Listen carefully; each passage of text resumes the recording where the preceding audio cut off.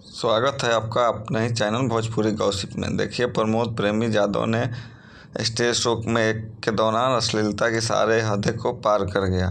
देखिए आगे के वीडियो क्लिप में कैसे कैसे क्या किया।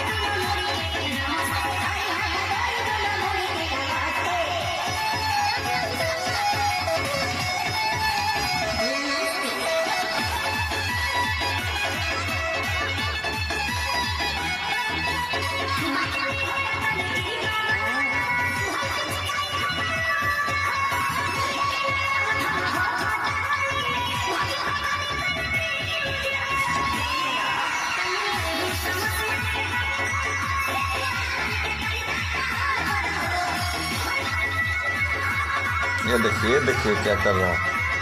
ऐसे ऐसे कलाकार को चप्पल से मारना चाहिए पब्लिक को। भोजपुरी को बदनाम करके रख दिया है ये लोग।